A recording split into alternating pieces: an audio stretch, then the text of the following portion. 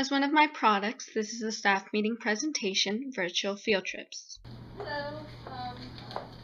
Who are you? I'm Laura Rodriguez. I'm a junior here. And I did my senior project on virtual field trips. I worked on it with Miss Joyce during the summer. And it's really interesting because it not only incorporates what I've learned, but also what teachers and other students can learn with us.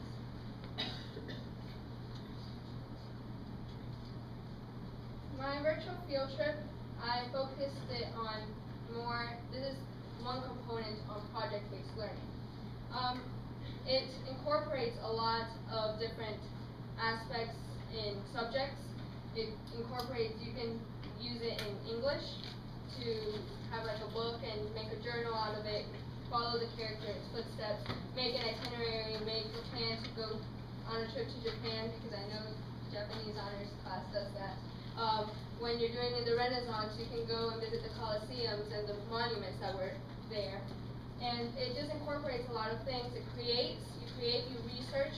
You don't have to, it's not only focused on writing a paper, but it's also focused on project-based creation-wise and hands-on activities. One of the great things about it is you don't leave the classroom. There are a lot of difficulties, on field trips. You have to leave the classroom, and you don't get that experience that you would get if you went on to that certain location. I know that a lot of people don't understand the true meaning or the significance of a place until they go and experience it. So that's one component that's very important.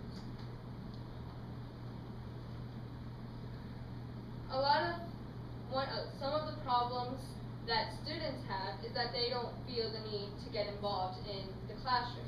However, having an activity like this, a project, where they are always active, they're not sitting around, their minds are being stimulated, then things will get done. You'll have research, which is a very big component, not only in high school, but also in college, because I have heard you have to do a lot of research almost every week in every class, for each assignment.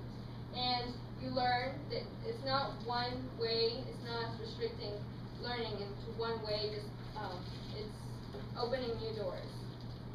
Because in this way, students are able to teach their own classmates. And what students know, they're able to teach even the teachers new components, new features, like Slide Rocket, which is another way to present material instead of using PowerPoint. Or you can use a Prezi. A lot of students don't know how to use those things. So if a student who does know and creates a project, then they'll be able to help the others. You read and investigate. These are also components and characteristics that and skills that students are going to have to acquire for future English papers, or for reading assignments, or just knowing and having that initiative to want to learn more. Also, presentation skills. Projects like this, when you're going to have to stand up in front of teachers or students, will help. I know this will help me, and this will help students in future job interviews, or when I'm applying for colleges. This will help me, and it will stop my stuttering, and I'll be more comfortable in that environment. Project-based learning is what is emphasized here. Project-based learning, you cover a lot of material. You create, which is in the Bloom's taxonomy. That's one of the high levels of skills that the students have to acquire. Creation. And it's not something extra. You can incorporate it into your teaching. So whatever you're trying to, like a reading assignment. If you're getting a student to read something, they create something, they understand it more than just giving them the information. It's independent, it's cooperative, it's interactive. Students get to communicate better with their peers. They get ideas and different viewpoints from their peers, from their teachers. The teachers also help get a one-on-one, get a better relationship with the students, understanding their skills and abilities, and that way you work together to create something that will be beneficial to not only the teacher, not only the student who made it, but whoever's viewing.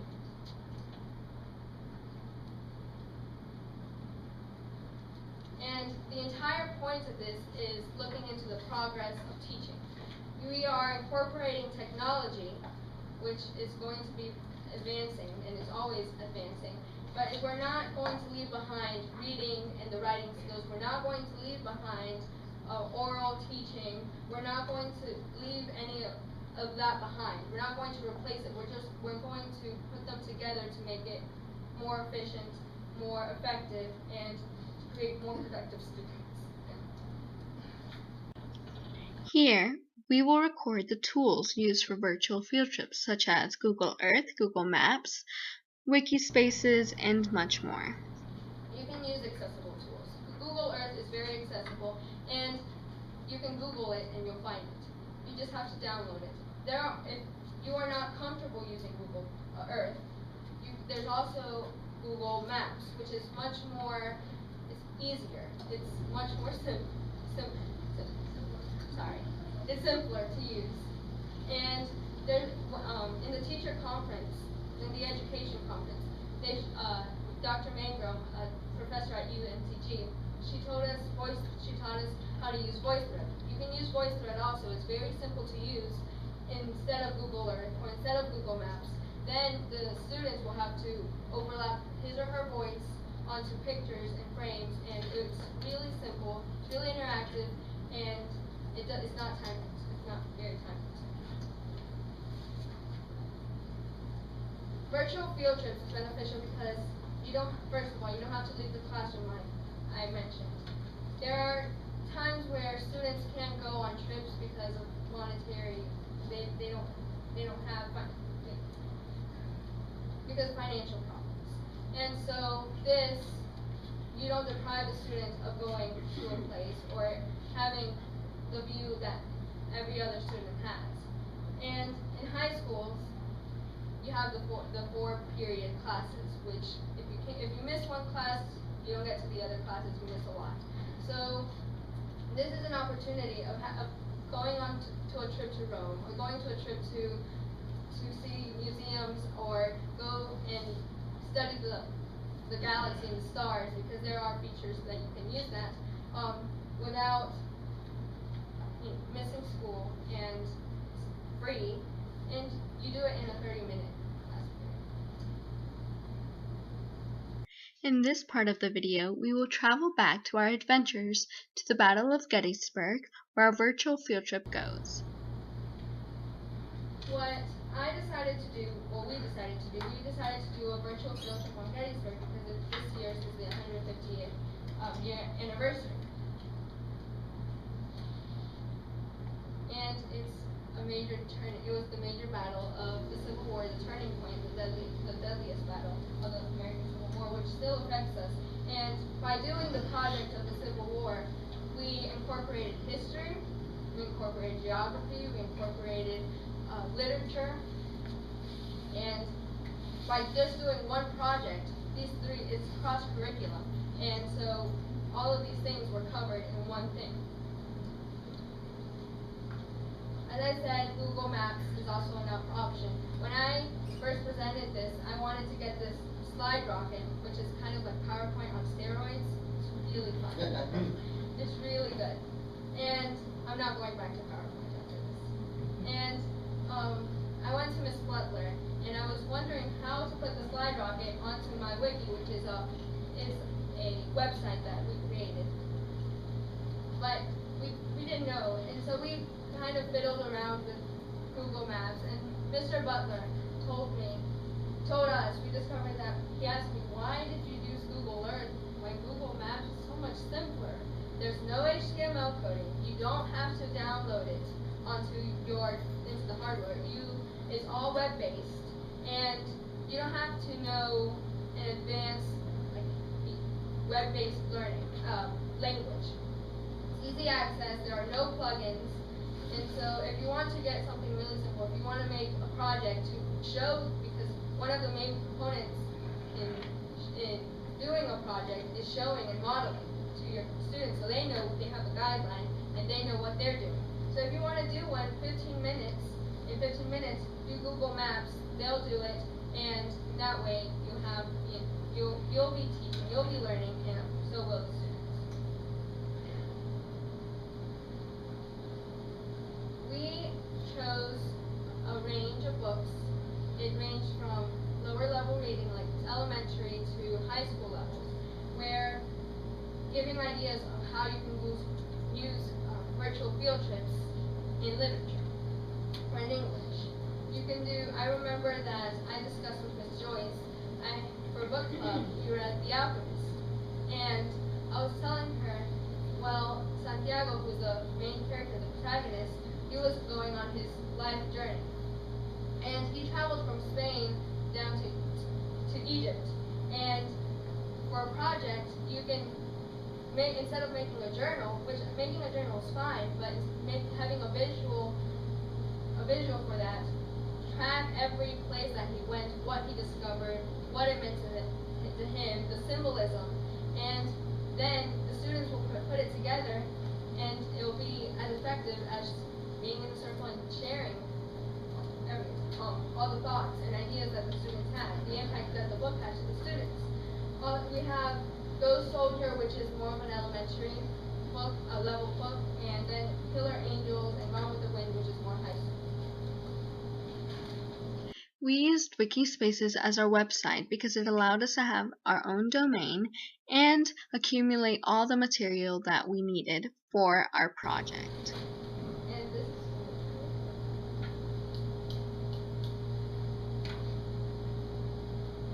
the Wiki is our website where we have collected all the information about virtual field trips and the project that we did, which was the Gettysburg, going to Gettysburg. We have discussion, we have pictures and activities that you can go and view, and you can use. You can tweak it to whatever you need, to whatever lesson plan you need.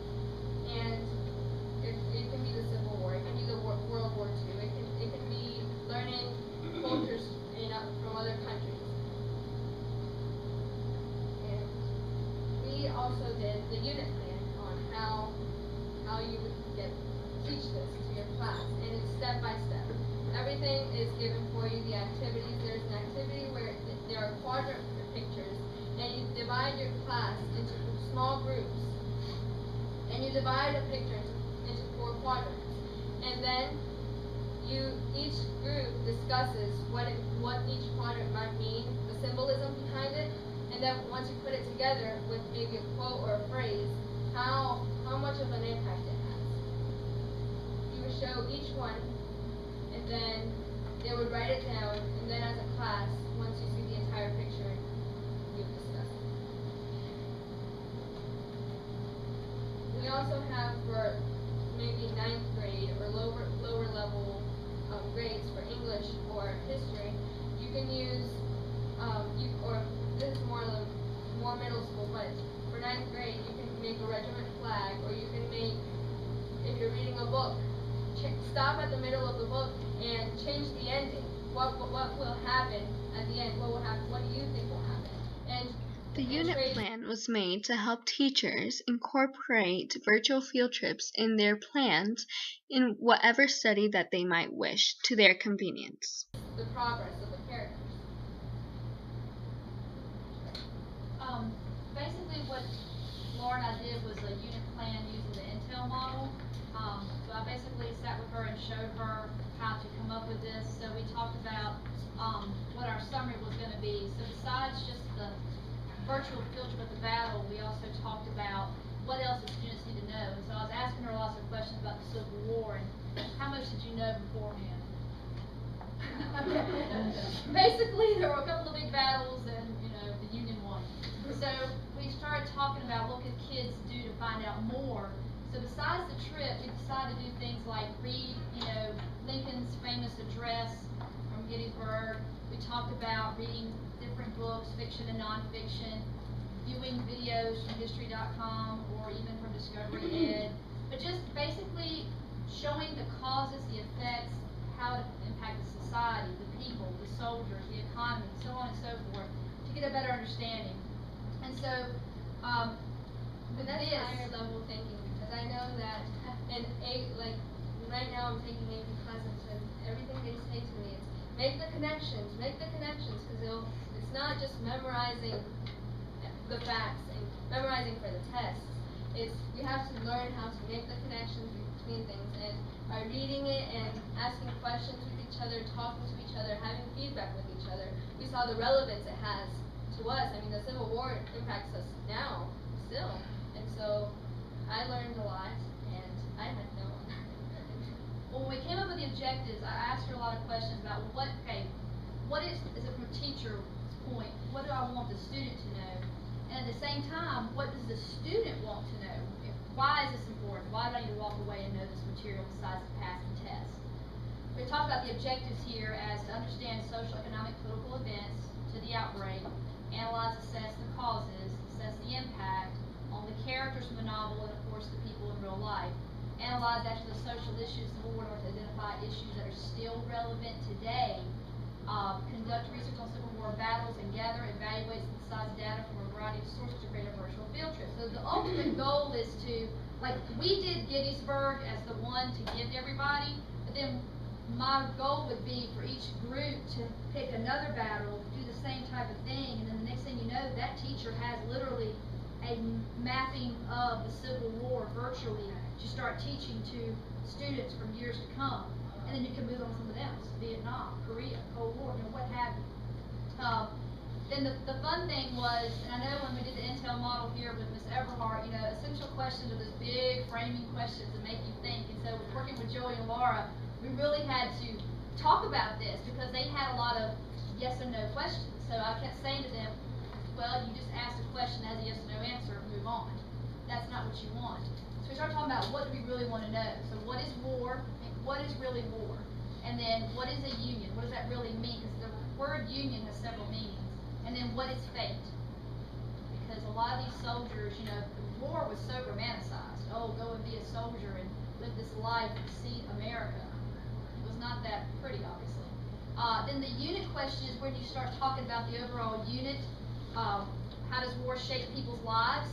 That's a great question to have kids start discussing. Why do people fight within a nation? I mean, you even mentioned that today. We're still, right now, election time. We love to fight right now, that kind of stuff. And then how Civil War still impact a 21st century audience. Then the content, I was telling them to focus on exactly what you're teaching. Like, what is that actual text? Whether it's a video, an article, an essay, a book. Why was the Battle of Gettysburg the turning point of Civil War? What are the themes and issues in the Gettysburg Address that are relevant today? And why is Lincoln's address considered one of the most important American speeches of all time? Laura, what did you find out about the Gettysburg Address when you were studying that? You had a little story you found out. About the minutes, how long it was. Oh, 2 minutes. 2 minutes. Lincoln, great writer. He spent 2 minutes, and it was so influential. It impacted so many people. And the 3-hour speech that the gave the 3-hour speech. Well, a man of certain significance gave a 3-hour speech, and it said it didn't have as much of an impact as the Gettysburg Address that Lincoln gave. And I want to sidetrack myself for 1 second on Gettysburg. I know there are math teachers in here, and I know virtual field trips places. However, I was thinking right now of completing the square that I learned in Mr. Bowen's class, and I was trying to incorporate how to do this. Al, listen, she's getting ready to tell you how. So you can take, because I remember we had to practice it all over, and there are many steps to completing the square. This is just an example. The students can do different parts, bring together and explain it to each other, and then you can explain how the quadratic formula came from completing the square. Using technology, they can use their voice in a voice thread and videotape themselves doing it and then combine it together and show it to the class, so the students will be teaching the classmates, and it'll prove that they understand it. Okay, I know she's in the doorway and you're nervous, but if I've already got something I want to use this on, I don't want to reinvent the wheel, do I get these What I'm sites gonna on do the is, blog? Laura and Joey are gonna send me the links, and I will Okay. forward it to the staff. I will write them down and forward it. Now, Laura, are there any more questions for Laura? I will forward you all the links to both presentations. I wanna know what you said, the new, instead of using PowerPoint, the new thing you said. Slide Slide rocket. Rocket, that's what she said. Slide Rocket costs money though, doesn't it? No, No, no, yeah. There's a Yeah. free Free link. Is it free? just never heard of that. It's free. Yes. The voiceover. Voice thread.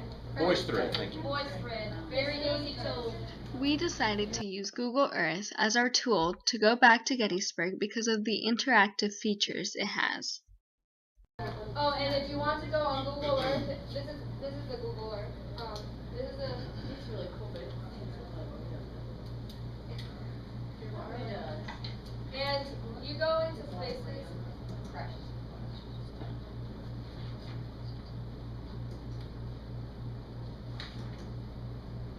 And it flies to the place that you want it to go. For example, I know Mr. Marshall, he wanted, where's that list, Mr. Marshall? Mr. Marshall wants to do a unit where he's talking about the Renaissance and he wants to go to the Colosseum. Well, in Google Earth, once you download Google Earth, there are already set buildings where you can go and tour the place. Or if you want to teach for outer, go to outer space. Really?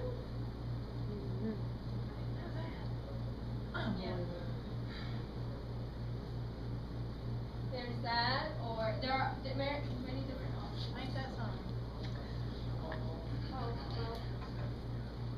It's probably our internet. And you can do a unit in Earth science. You can do a unit studying Mars or the moon, and then the students will create different projects, bring it together, show it to the class, and then you'll have a unit, and the students will take over. For English teachers, if you Google lit trips, LITTRIPS, they already have lit trips that are made for certain books. Like I know Grapes of Wrath is made, I know Macbeth is made. Gosh, there's several books that have already been made. I think ROTC does a book, y'all do Thousand Splinter Suns or Kite Runner. One of those I think is on a lit trip as well. They're already made for you. Google Earth trips are KMZ files, and yes, you have to have, that's what I just did, so I kinda got a little flustered. I had to download Google Earth just now. You have to download it to get the files to run. But Google lit trips. Or Google lit trips. for civics, when the elections are coming, you can do the president, how many states the president, which candidate has the majority votes, or stuff like that. I know that in 10th grade we do Dante's Inferno. You can do the levels of the Inferno and have the students create one and have a visual and travel through it. I'm doing the area of the Pentagon with my students, and they have to find the actual, of the office rooms, what's the area, Oh, that's so.